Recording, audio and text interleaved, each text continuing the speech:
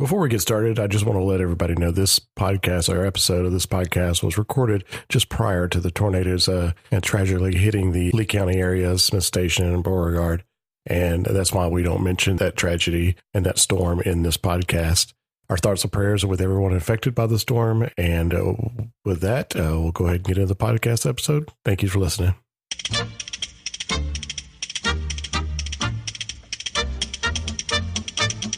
Welcome to Alabama Gristmill. Good to have everybody back, and we appreciate our subscribers out there.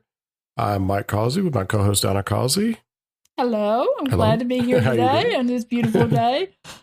Well, it is springtime, so we've got a kind of story that ties in with springtime in Alabama, I would say. It's about a historic tornado outbreak that killed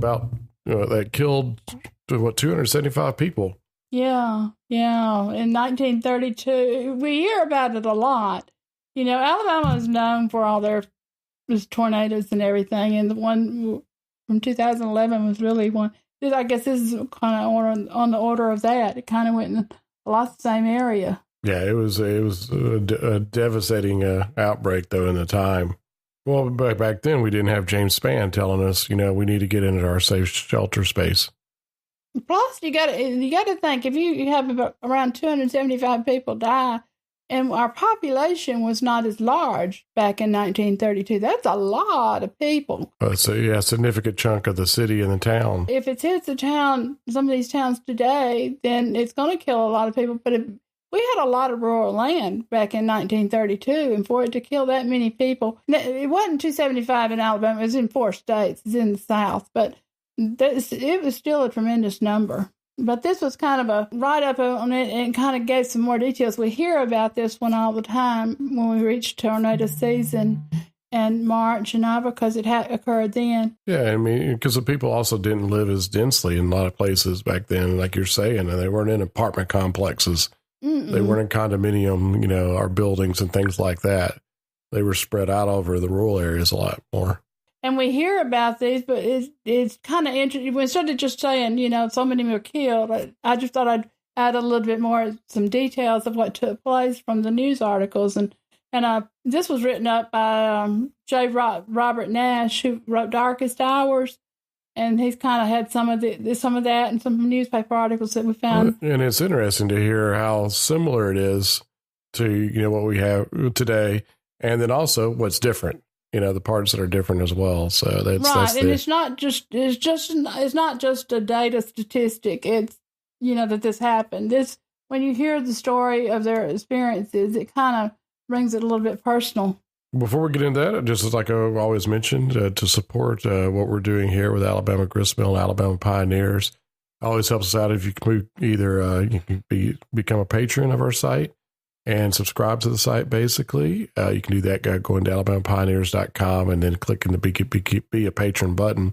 Or, as you often say, is you can just send a one-time donation via PayPal, and that button is also on our alabamapioneers.com website. So those really help us keep things going, keep the lights on, and things like that at the gristmill and here. The computers putting out the information through the air. We got to feed the gerbil somehow. So well, we do. We got you sitting here spinning away and doing the best you can, but we got to feed the hamster somehow. Yeah, there you go. With the number of stories we got, it just intensifies. The more we do, the more we. But again, we appreciate all the current patrons we already have and helping us keep it going, because we really enjoyed doing it. It's a labor of love.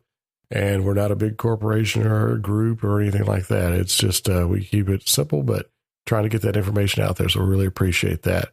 Well, now that I've got all that taken care of, let's go ahead and get back into the story of the historic tornado outbreak in 1932.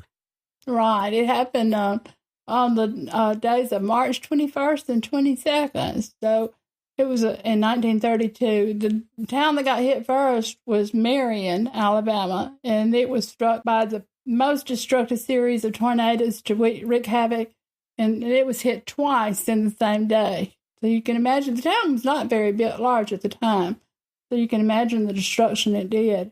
From this point, at least a dozen vicious tornadoes ravaged the tornado belt, as they moved northeast toward Georgia and then splayed out into Tennessee, South Carolina, Kentucky, and Virginia. And they say about 275 people were killed that they know of. You always say about, because you got to remember this is rural country and people don't know every area, and sometimes word of mouth and news didn't travel as prominently back then. Today, they can tell you more accurately the number than they did back then. The description of the Tuscaloosa storm is where it kind of started, is what this one news article wrote about. In Tuscaloosa, a thunder shower, they said, broke out about 3:30, and afterward, a real torrential downpour came, and then all of a sudden the rain stopped. And people who've been in Alabama very long know that's kind of bad news if you see that going on. Shortly after 4 o'clock, however, a heavy black cloud rode up from the southwest and followed the course of the Warrior River. But we in Alabama have seen that path continue many times before. It hit Lewis's tourist camp near Northport. It hugged the ground for the next 5 miles, so it's a large tornado staying on the ground a long way. Of course, fire broke out immediately around Northport from the escaping gas and the propane pipes ahead. They said flaming mattresses could be seen flying in the air. Tuscaloosa Country Club was struck by the storm, and afterwards it looked like it had been hit by a bomb, they said. A clock was blown down from the country club, and it stopped exactly at 1 minute after 4 o'clock, so they can tell exactly when it hit in the late afternoon. Kenny Daniels' store at the intersection of Foster's and Sanders Ferry Roads was actually blown away, and poor Mr. Daniels was in the store at the time. He was found about a half an hour later and taken to Druid City Hospital, but he did not survive. It was very sad for the community. The cities of Demopolis, Linden, Plantersville, Jemison, Talladega, Sylacauga, Coleman, Stevenson, Fonsdale, Lomax, Thorsby, and Columbiana, Bethel, and Paint Rock, and other points were severely hit and really suffered a lot of damage. It also hit other places, and the wind damage was not quite as bad. They said that witnesses at Columbiana, where 16 people died, they spoke of a dark, funnel-shaped cloud that cut the swath 150 yards wide. And 6 people were killed in Lineville, Alabama.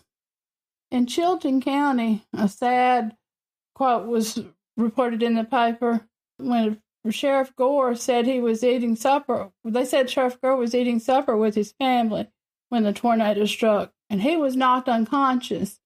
So he came to, but when he came to, he found himself in the yard wedged under a tree trunk instead of at his dinner table. He managed to wriggle out of from under the tree trunk, luckily. The wind was howling like mad, he said. He told a correspondent later, it was flashing brilliant, blinding lightning, and I heard my son call to me from across the yard. He was lying against the stump of a tree. We almost feared to rise against that wind, but both of us thought of his wife and 4 children and immediately went to find them. And luckily, they found the family in a corn patch where they had been blown. Amazingly, all were unhurt. And the Gorge then started thinking about the relatives, and they raced to the neighboring farm of Battle Hamilton. But they couldn't find his house. And poor Battle Hamilton was blown into a barbed wire fence, and his wife had been blown into the cornfield, and she was badly injured. Their 6-month-old son was later found dead in the creek. So sadly, that was a very destructive situation for them. It wasn't limited, like I said, to Alabama. Tornadoes killed 29 at Demopolis, 5 in Pulaski, Tennessee, and 34 in the vicinity of Rome, Dalton, Athens, and Cartersville in Georgia. And freakish things happen, like you always hear in a storm. A couple of things they mentioned was an infant was snatched from a mother's arm and dropped down a well.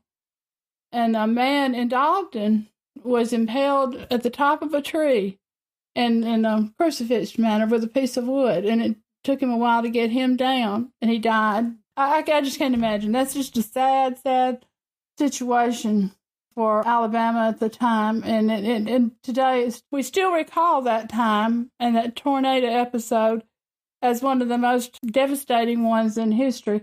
Pretty amazing the way they having the tornado back in those days, because there was no air, no tornado sirens, no warning, no anything like that. It was just, you sense the weather changing, and that would be your only alert. So, I mean, that's why you get that Sheriff Gore just eating dinner.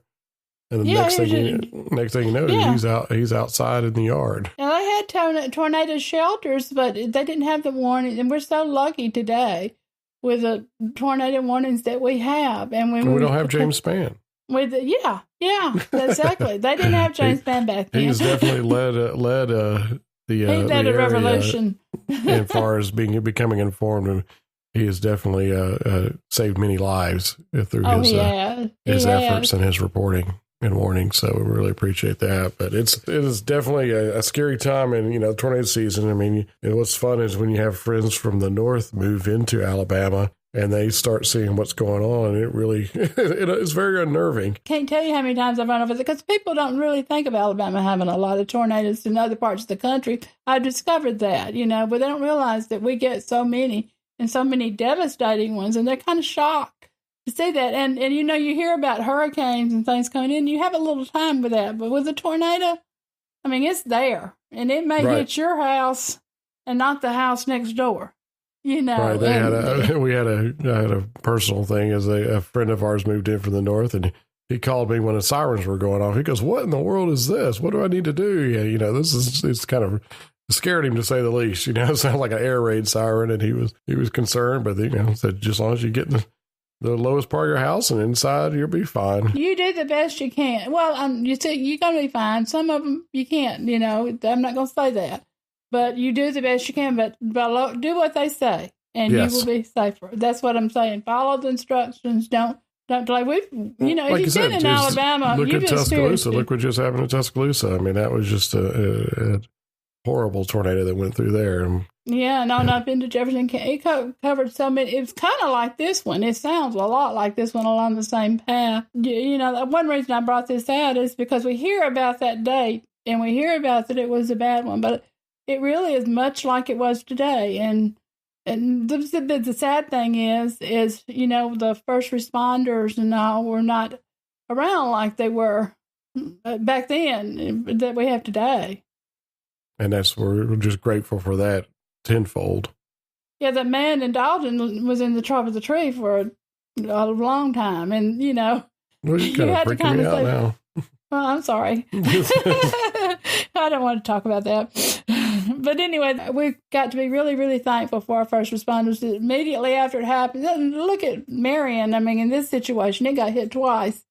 And first responders go in there, and then another one's coming. And that happened, I think, in Tuscaloosa, too. Or I can't remember. There was one city that got hit twice again. I can't remember which one it was now in the 2011. Mm-hmm. But Alabama's a beautiful state and has a wonderful things, but and we've got great weather. But you have to definitely keep alert in the springtime and sometimes in the wintertime. Yeah, just pay attention. Don't ignore your weatherman. Don't ignore they come on TV, and I know we missed some shows and things like that, but this is what would result if you didn't have them to come and let you know what was going on. I mean, they can almost name it down to the street now in Alabama. They're really good about and that. Sometimes being that good has also created some kind of complacency, where people actually kind of sit back and think, "Oh, it's not going to hit me. Oh, it's not a big deal." Right. Yeah, but it is. I mean, it still is a big deal. But I think the Tuscaloosa storm kind of woke a lot of people up to that. Yeah, and if you've been in Alabama a long time, you're going to be familiar with tornadoes and tornadic weather, and it's just high winds sometimes. I mean, when it comes through, we've experienced that ourselves. You and I both. So it's scary. It's a scary few minutes. Growing up and seeing the rain go sideways and windows break and roofs come off houses, and then coming out to a whole different going down. Coming out of your house. Yes, it does, and it really does. Always amazed when we had our car. You remember this as sitting down, had all the windows rolled up and everything, and then we got out and it was full of leaves. And we were like, how in the world did that happen? But what happened is the pressure changed. It caused the window. It also had a shingle from the house across the street. The windows were rolled up, and it was sitting on the dashboard. We couldn't figure out how that happened. The dynamic pressure caused a gap in the window, during the actual And the window event. was not broken. Nope, all windows were up. The car was fine.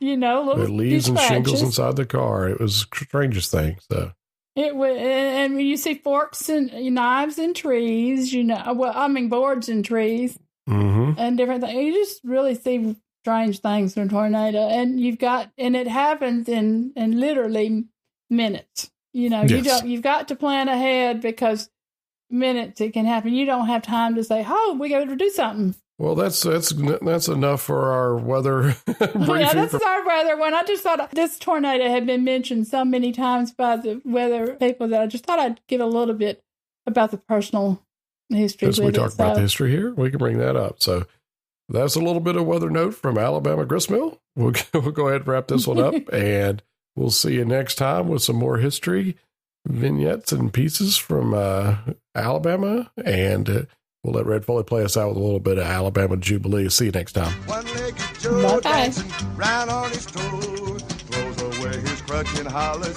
hey, let her go, oh honey.